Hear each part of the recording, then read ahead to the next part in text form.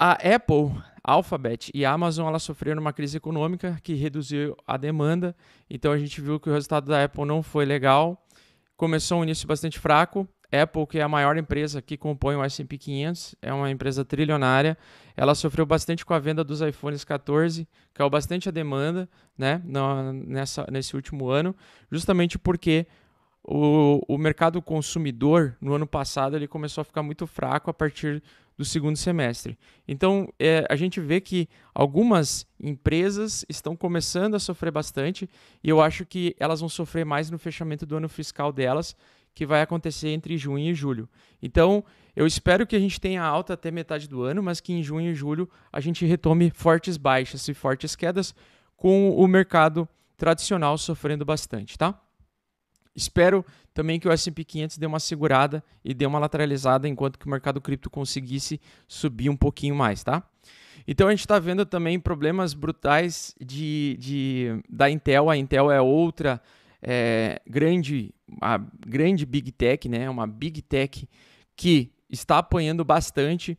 Ela por muitos anos, pessoal, a Intel ela se consolidou como a principal empresa de construção de chips gráficos, e ela hoje caiu para o nível de top 3, ela caiu para ela está perdendo para duas empresas asiáticas de Taiwan e para a Samsung. Então a gente está vendo que a TSMC ela superou ultimamente como a empresa de maior construção de chips e microchips, tá?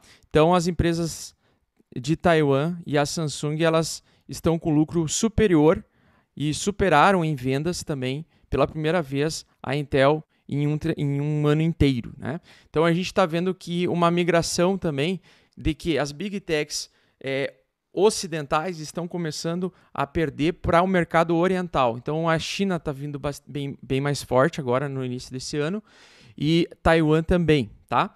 Em relação a empresas, por exemplo, dos Estados Unidos. Lógico, por quê? Porque por conta da elevação da taxa de juros. O sistema monetário que a gente utiliza, que é o sistema americano, né?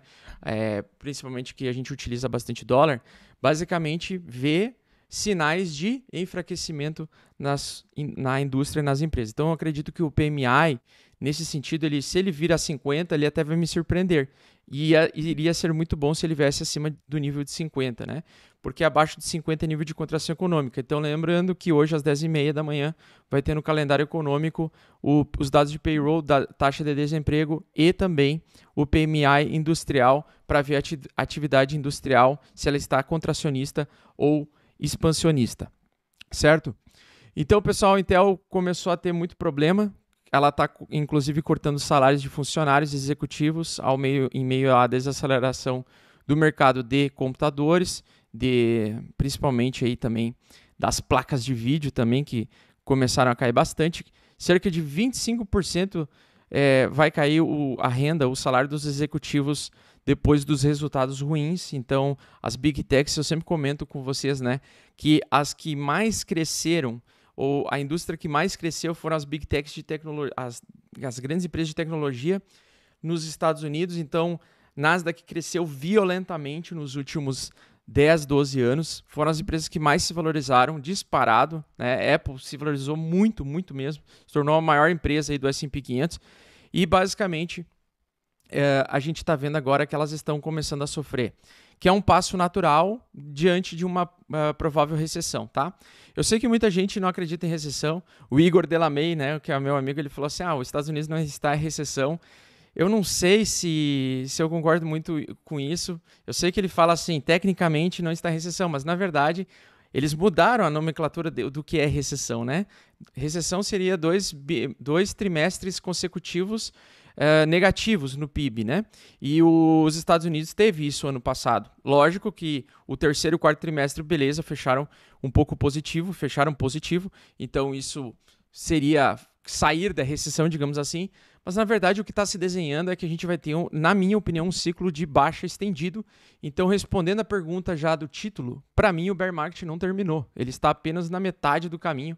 Eu ainda não estou vendo o desespero da galera, E enquanto não acontecer o circuit breaker, eu não acredito que seja o fim do bear market, tá? Eu ainda não estou acreditando em pouso suave. Ainda não. Eu acho que o reflexo dessas baixas, dessas perdas financeiras vai acontecer agora. E aquilo que está acontecendo no Brasil, né, que nem a Americanas, descobrindo um rombo ali de mais de 20 bilhões de reais. Aí a outra, agora que eles estão falando, a Ambev também parece que tem um rombo aí, né? Até quero dar uma olhada aqui nessa informação aqui, ó, briga de bar. A suspeita de cervejaria sobre o rombo bilionário da Ambev. Então a Ambev também pode ter 30 bilhões de reais que foram perdidos através de manobras tributárias por parte das empresas de bebidas. Nós também temos aqui a Oi. Se você for olhar a Oi, né? Então, as notícias em relação à Oi, né, que começaram a derreter aí 31%. Então, esse movimento de recessão que está acontecendo agora no Brasil vai acontecer com as empresas americanas também. Então, a gente vai poder ver rombos de empresas e quebradeira de empresas. Negócio seguinte, Polkadot das criptos, Polkadot vem sendo, das cripto top 10, Polkadot vem sendo das que mais vem crescendo aí nessa semana. Tudo bem, por que ela vem crescendo mais? Porque além da parceria que ela vai fazer com a Toyota no Hackathon, que Hackathon é tipo uma maratona dos hackers, né, de criadores e desenvolvedores. Então a Toyota está patrocinando vários desenvolvedores criarem soluções para Toyota em relação à integração com seus sistemas e seus carros. Então, provavelmente no futuro, em breve, nós teremos blockchains em carros. Eu já ouvi essa história antes, justamente com o protocolo IOTA. Era uma criptomoeda top 10. A IOTA era a Internet of Things, né? Internet of Things, que é a IOTA. Era um token, uma criptomoeda que tinha bastante volume financeiro, bastante interesse, bastante demanda compradora com essa narrativa de integração entre carros elétricos e blockchain. E, na verdade, nada ainda a gente viu de fato acontecer. Então, esse movimento da Toyota com a Polkadot já existiu com a Volkswagen e a IOTA. E não significa que isso vai trazer uma demanda crescente. Mas sim a Polkadot, que foi uma das que mais caiu nos últimos anos e que menos subiu também no último bull run, ela pode ganhar bastante espaço agora nesse pequeno ciclo de alta que nós estamos vivendo, tá? Os mercados em geral, Bitcoin e Ethereum, eles tiveram uma pequena recuada agora de ontem para hoje, mas eu acho que é um pullback para o preço continuar subindo, tá? E essa recuada é normal porque o mercado ele fica sempre preocupado com os dados econômicos que saem nos dias seguintes. Então hoje o mercado está de olho nos dados de desemprego e payroll dos Estados Unidos, tá?